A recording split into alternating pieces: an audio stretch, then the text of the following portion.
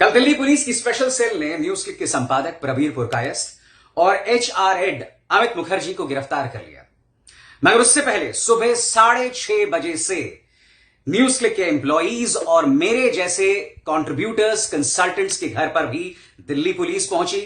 और न सिर्फ दिल्ली पुलिस हमारे घर पहुंची, बल्कि उसके बाद हमें लोधी कॉलोनी स्थित दिल्ली पुलिस स्पेशल सेल के मुख्यालय ले जाया गया। हमसे पूछताछ हुई और सवालों के जवाब हमने दिए।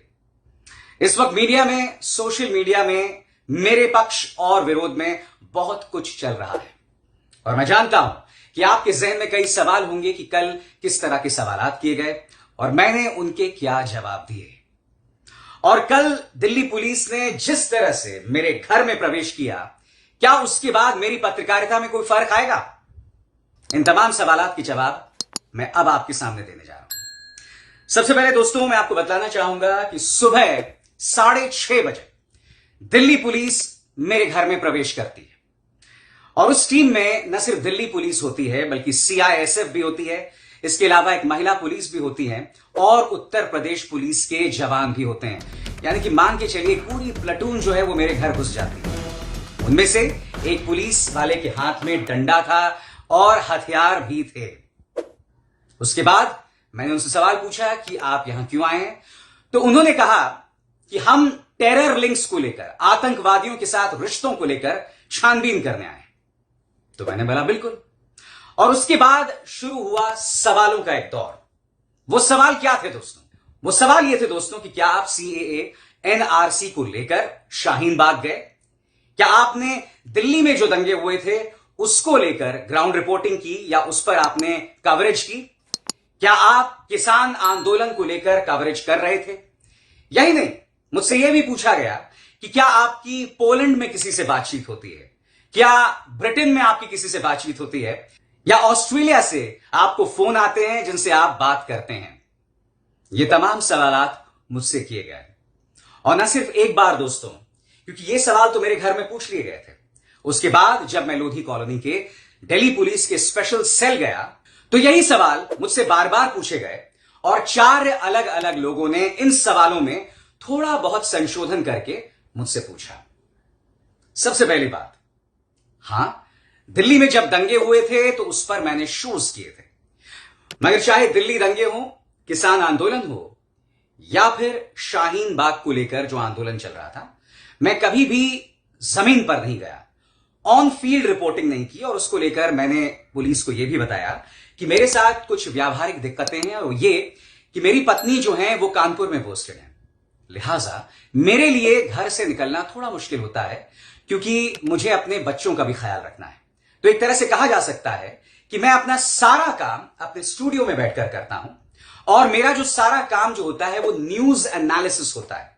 यानी कि ऑन फील्ड रिपोर्टाज मैं इस वक्त करने में असमर्थ हूं, मगर हां, जो घटनाएं होती हैं उस पर मैं बेबाकी से अपनी राय रखता हूं।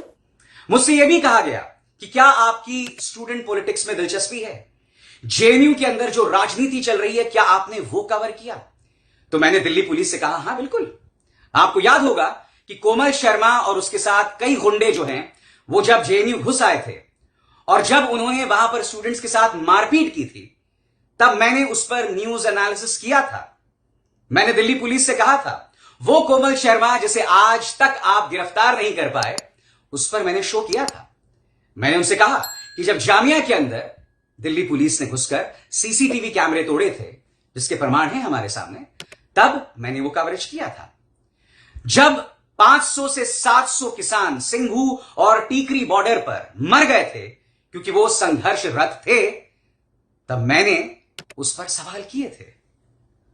शाहीन बाग आंदोलन, सीएए एनआरसी को लेकर जब शाहीन बाग की बुजुर्ग महिलाओं को बदनाम किया जा रहा था, उस आंदोलन को बदनाम किया जा रहा था, उसके बारे में अनर्गल भ्रांतियां फैलाई जा रही थी, तब मैंने उस पर शोज किए थे और मैं लगातार शोज करता रहूंगा।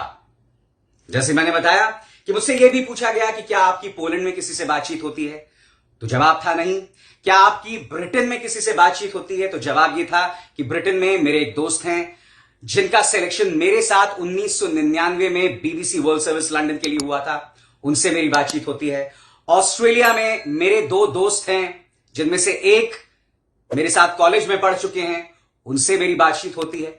तो ये वो तमाम लोग हैं जिनसे मैं बातचीत करता रहता हूं जब जब मुझे वक्त मिलता है या जब जब वो लोग फोन कॉल करते हैं। तो कहने का अर्थ यहां पर यह है दोस्तों, ये तमाम सवाल किए गए, बार बार किए गए, लगातार किए गए, और मैं आपको ये बतलाना चाहूंगा कि दिल्ली पुलिस ने तमाम जो सवाल किए, सलीके से सवाल किए, बहुत ही डिटेल्ड सवाल किए, कोई गुंजाइश नहीं छोड़ी गई, बहुत ही डिटेल्ड इन्वेस्टिगेशन था। और मैं स्पष्ट कर दूं कि उन्होंने सलीके से सवाल किए, बदतमीजी नहीं की, क्योंकि मैं आपको बतलाना चाहूंगा कि जब दिल्ली पुलिस ने प्रवेश किया था तो उस वक्त बहुत अटपटा लगा था दोस्तों। क्यों? क्योंकि मेरा जो बेटा था उसी वक्त स्कूल के लिए निकल रहा था और मैं उसके चेहरे पर शिकन और चिंता देख सकता था। जाहिर सी बात है, उसने कभी भी अपने घर में ऐसे होते नहीं देखा। मेरी पत्नी जो कानपुर में रहती हैं, इत्तेफाकन वो नोएडा में थी, क्योंकि उनको नोएडा में कुछ ऑफिशियल काम था। और जब दिल्ली पुलिस ये तमाम सवाल पूछ रही थी तो मेरी पत्नी वहां पर मौजूद थी। कहने का अर्थ ये दोस्तों कि कल सुबह 6:30 बजे से पूछताछ का जो दौर शुरू हुआ वो शाम को 5 बजे आकर थमा। मेरे घर पर पूछताछ सुबह 6:30 से लेकर 9 बजे तक हुई। उसके बाद करीब 9:30 बजे हम लोग रवाना हुए लोधी कॉलोनी में स्थित दिल्ली पुलिस के स्पेशल सेल की ओर। वहां पर पूछताछ शुरू हुई 11 बजे, जो खत्म हुई 5 बजे। मेरे लैपटॉप और मेरे 2 फोन्स, जिनमें से एक फोन पर मैं अपने कार्यक्रम रिकॉर्ड करता हूं, वो दिल्ली पुलिस ने जब्त कर लिए। उन्होंने कोई वारंट नहीं दिया। हां, जो उन्होंने जब्ती की थी तो उन्होंने एक लेटर लिखा और उसमें मेरे दस्तखत करवाए। मगर मेरा जो सामान उन्होंने जब्त किया, चाहे वो मेरा लैपटॉप हो, चाहे वो मेरा फोन हो, चाहे वो मेरा कैमरा फोन हो, उसको लेकर ना कोई वारंट था, ना कोई खास वजह बताई गई कि भाई ये जब्ती क्यों की जा रही है। जाहिर सी बात है, उन्होंने ये कहा कि भाई आपके फोन के जरिए हम तमाम इंफॉर्मेशन को खंगाल रहे हैं और ये मुझे वादा किया गया है कि 20 दिन के अंदर मेरा फोन, मेरा लैपटॉप मुझे मिल जाएगा। मगर मुझे कुछ लोगों ने बताया कि और ज्यादा वक्त भी लग सकता है। मेरे 2 फोन से, एक वो फोन जिसमें मैं बातचीत करता हूं और दूसरा वो फोन जिसमें मैं रिकॉर्डिंग करता हूं। तमाम जानकारियां उन फोन्स के अंदर मौजूद हैं। मेरे लैपटॉप के अंदर, जिसमें मैं काम करता हूं, क्योंकि मैं एक राइटर भी हूं, लिहाजा मैं इस वक्त एक किताब लिख रहा हूं, मेरा काम एक स्क्रिप्ट पर भी चल रहा है, तो वो तमाम जो जानकारियां हैं उस लैपटॉप के अंदर मौजूद हैं। लिहाजा चाहे मेरे वो 2 फोन्स हों या लैपटॉप हो, दोनों मेरे लिए बेशकीमती हैं। और मेरी मुलाकात जब भी दिल्ली पुलिस के स्पेशल सेल से होगी तो मैं उनसे कहूंगा कि आप मेरा लैपटॉप वापस करें, मेरा फोन वापस करें, क्योंकि मेरे लिए जरूरी है। कल ये जब तमाम घटनाक्रम चल रहा था दोस्तों, तो आपको याद है कि मीडिया में बहुत कुछ कहा जा रहा था। गोदी मीडिया को यह मौका मिल गया था मेरे बारे में, अन्य पत्रकारों के बारे में अनर्गल बातें करने का। साथ ही सोशल मीडिया में बहुत बड़े पैमाने पर समर्थन भी मिला है। मुख्यधारा के न्यूज चैनल्स में भी कई पत्रकारों ने फोन कर मुझे अपना समर्थन जतलाया है। कल देर शाम मेरे कई पत्रकार मित्र जो हैं वो मेरे घर भी आए और उन्होंने भी अपना समर्थन मुझे जतलाया है। मैं यही कहना चाहूंगा कि जिन लोगों ने मुझे समर्थन दिया, मैं उससे पूरी तरह से अभिभूत हूं, और जिन लोगों ने मेरे बारे में अनर्गल बातें कही, मैं उनसे कुछ चीजें कहना चाहता हूं। क्योंकि कहा क्या जा रहा है दोस्तों, कहा यह जा रहा है कि चाइनीज पैसे के जरिए न्यूज क्लिक जो है वो देश के खिलाफ पत्रकारिता करती है। तो मैं आपसे एक चीज कहना चाहता हूं दोस्तों, न्यूज क्लिक में सबसे ज्यादा मेरे कार्यक्रम देखे जाते हैं। एक सीधी चुनौती है, मेरा एक भी ऐसा कार्यक्रम बतलाइए जिसमें मैंने चीन के पक्ष में प्रोपेगेंडा किया था। एक भी ऐसा कार्यक्रम न्यूज क्लिक में। हां, मैंने चीन के ऊपर कई कार्यक्रम किए थे, मगर उन कार्यक्रमों में मैंने क्या सवाल किया था दोस्तों, इस बात पर आपको गौर करना पड़ेगा। वो सवाल क्या थे? वो सवाल ये थे कि जिन क्षेत्रों में हमारी सेना 2020 के पहले गश्त लगा सकती थी, अब वो बफर जोन कैसे बन गए? क्या वजह है कि अब भारतीय सैनिक वहां पर गश्त नहीं लगा सकते? मैंने ये सवाल भी पूछा था कि आखिर 21 सैनिक कैसे शहीद हो गए। मैंने ये सवाल भी पूछा था कि 21 सैनिकों की शहादत पर मेरे प्रधानमंत्री खामोश क्यों हैं? क्या वजह है दोस्तों? वो प्रधानमंत्री जो इस देश की जनता से कहा करते थे कि चीन को लाल आंख दिखानी है, 21 सैनिकों की शहादत के बावजूद उनके मुंह से चीन तक नहीं निकला। आप न्यूज क्लिक पर यह आरोप लगा रहे हैं कि वो चाइना से पैसा लेकर देश के खिलाफ प्रोपेगेंडा कर रहे हैं। मेरा आपसे एक बहुत ही आसान सा सवाल है, इस वक्त जो चीन के साथ हमारा व्यापार है, आधिकारिक व्यापार है, वो चीन की तरफ क्यों झुका हुआ है? वो चीन के पक्ष में क्यों है? ऐसी क्या वजह है कि कई चाइनीज कंपनीज ने पीएम केयर्स फंड में डोनेशन किया था? ये तमाम सवाल होने चाहिए ना, क्योंकि चीन को लेकर जो असहजता है, चीन को लेकर जो शक व शुबा का माहौल है, वो तो एक अरसे से चल रहा है। मैं इन दोनों की तुलना नहीं कर रहा हूं, मैं सिर्फ आपसे यह कह रहा हूं कि अगर आप मुझ पर यह आरोप लगा रहे हैं कि मैंने देश के साथ गद्दारी की है, तो प्रमाण पेश कीजिए। सत्ता से सवाल करना देश के साथ गद्दारी नहीं है। प्रधानमंत्री नरेंद्र मोदी या भारतीय जनता पार्टी देश नहीं है, वो देश के बहुत ही छोटे से हिस्सा हैं। उनसे सवाल इसलिए होगा क्योंकि जिस जगह वो आज बैठे हुए हैं, संविधान, लोकतंत्र मुझे इजाजत देता है, मुझे यह अधिकार देता है कि मैं उनसे सवाल करूं। और ये सवाल जो हैं बहुत आसान सवाल होते हैं, जो कायदे से हर मीडिया हाउस को करना चाहिए। करना चाहिए कि नहीं करना चाहिए? मैं ये नहीं कहता हूं कि मुख्यधारा की मीडिया में सत्ता से सवाल नहीं होते हैं। इक्का दुक्का पत्रकार हैं जो सवाल कर रहे हैं, मगर हकीकत क्या है मैं आपको बताता हूं दोस्तों।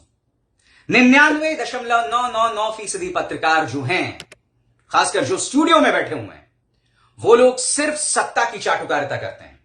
जो लोग सत्ता से सवाल करते हैं, उनके खिलाफ भीड़ खड़ी करते हैं, और मैं उस सोच के खिलाफ हूं। मैं इस मंच पर सवाल उठाता रहूंगा और लगातार उठाता रहूंगा। आप इस गलत फहमी में कभी भी मत रहिए कि मेरे घर दिल्ली पुलिस को भेजकर या मुझ पर दबिश डालकर आप मेरी आवाज को दबा पाएंगे। सवाल ही नहीं पैदा होता है। मैं सवाल करता रहूंगा, क्योंकि यह सवाल करना देश हित में, यह सवाल करना सही मायने में देशभक्ति है।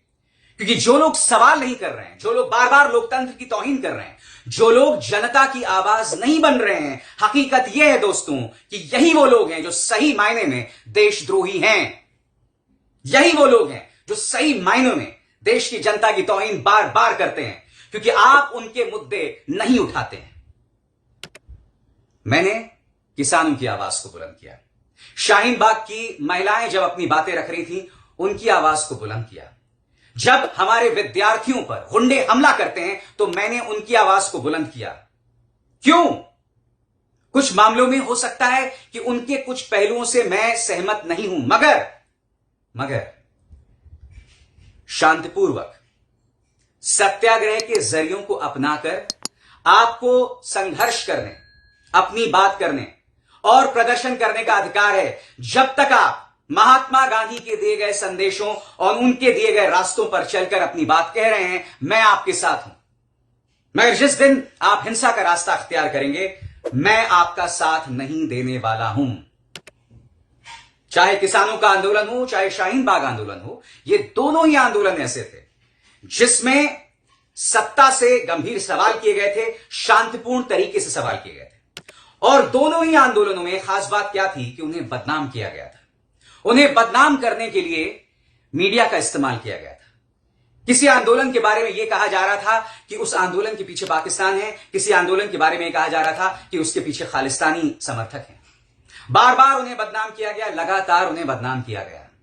मैं एक अन्य वीडियो में आपको बतला चुका हूं कि मेरे जो भी फाइनेंशियल ट्रांजैक्शंस हैं, मुझे न्यूज क्लिक से जितना पैसा मिला, इसके अलावा इस मंच से जो मैं आपसे बात कर रहा हूं, मेरा जो अपना यूट्यूब चैनल है, मेरी जितनी भी कमाई है दोस्तों, ये सब मेरे बैंक ट्रांजैक्शंस का हिस्सा है। मेरी जिंदगी एक खुली किताब है, और सिर्फ इसलिए नहीं क्योंकि मैं दावा कर रहा हूं, क्योंकि आप में से कई लोग जानते हैं कि इनकम टैक्स विभाग ने मेरे और मेरे परिवार के खिलाफ केसेस किए थे। उन केसेस को मैं लगातार लड़ा था और मुझे और मेरे परिवार को जीत हासिल हुई थी। प्रवर्तन निदेशालय ने जब न्यूज क्लिक पर छापा मारा था, तो मुझसे भी पूरे एक दिन पूछताछ हुई थी, और मैंने आपको बतलाया था अपने कार्यक्रम में कि जांच अधिकारी ने क्या कहा था।